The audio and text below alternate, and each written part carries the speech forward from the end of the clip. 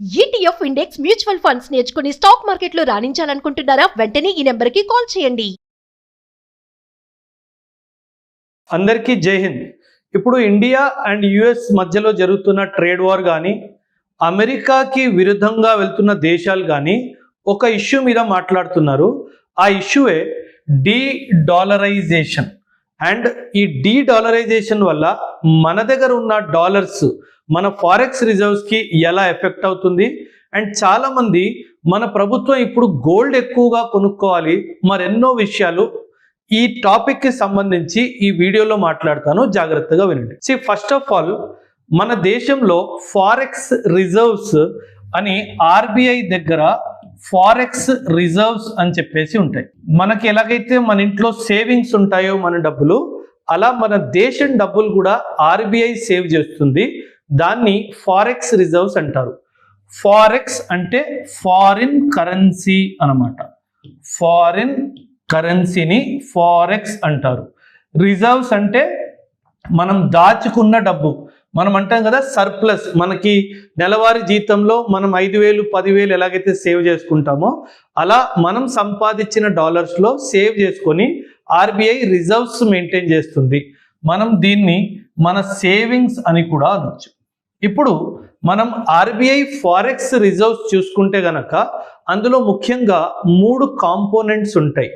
అందులో dollar component చాలా పెద్ద ఎత్తున ఉంటుంది.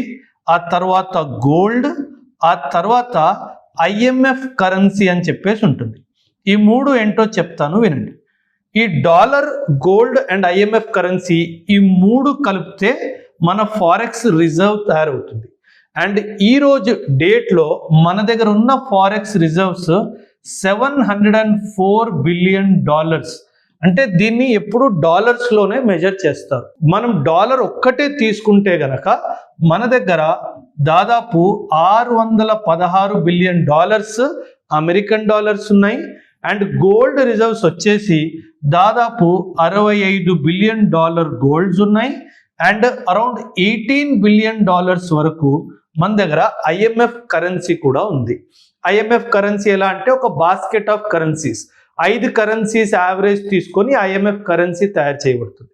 ఇప్పుడు అందరూ ఏమంటున్నారంటే, అమెరికా ఎలాగైతే ఇప్పుడు ట్రేడ్ వార్ చేస్తుందో, మొత్తం ప్రపంచంలో డాలర్ని ముఖ్యంగా వాడతారు కాబట్టి అమెరికా డాలర్తో ఎప్పుడైనా మనల్ని కంట్రోల్ చేయొచ్చు, అందుకే మనం డీ డాలరైజేషన్ చేయాలి అని మాట్లాడుతున్నారు. అండ్ మన ప్రభుత్వం దగ్గర ఆల్రెడీ $616 బిలియన్ ఉన్నాయి. ఇప్పుడు ఈ డాలర్ రేట్ వరల్డ్లో అసలు ఎలా పెరుగుతుంది, ఎలా తగ్గుతుందో చెప్తాను, వినండి.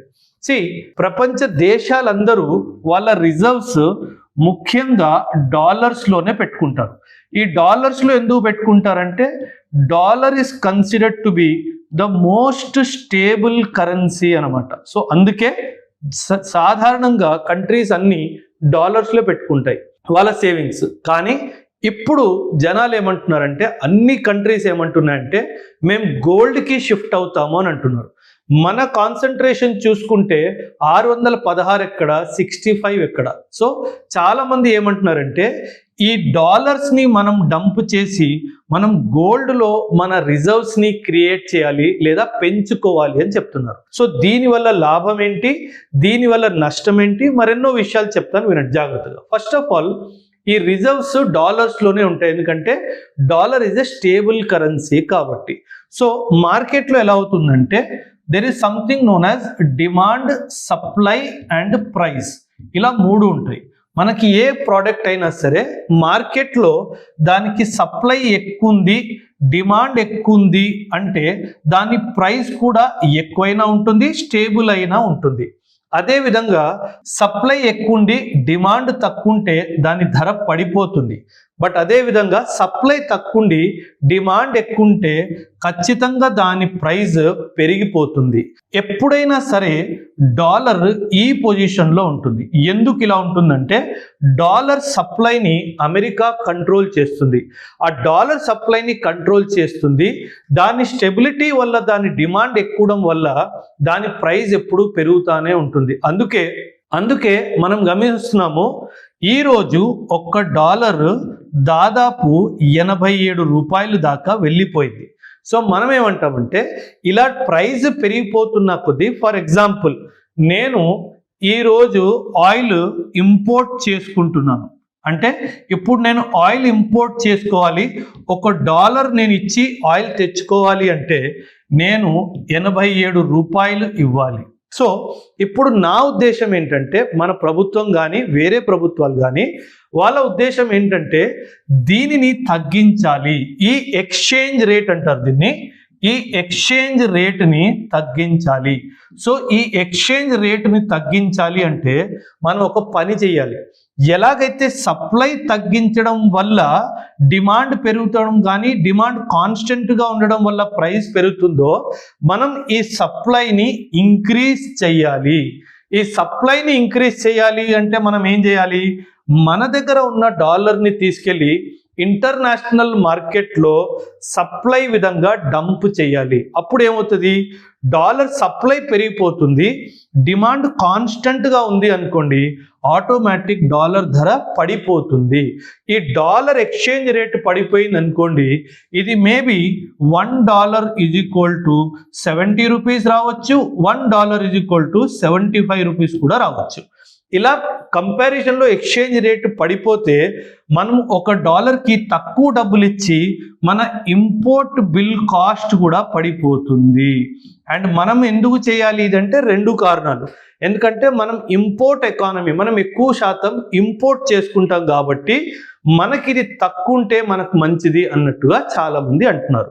రెండో విషయం ఏంటంటే, కానీ ఒకవేళ మన ఎకానమీ ఎక్స్పోర్ట్ లెడ్ ఎకానమీ అనుకోండి, కాకపోతే మన ఎకానమీ ఎక్స్పోర్ట్ లెడ్ అంటే అప్పుడు $1 = 87 అని మాట్లాడుకున్నాం కదా, $1 = 70 రూపీస్ అయ్యింది అనుకోండి, అప్పుడు ఏమవుతుందంటే మన ఎక్స్పోర్ట్స్ కూడా నెగటివ్ ఎఫెక్ట్ అవుతాయి.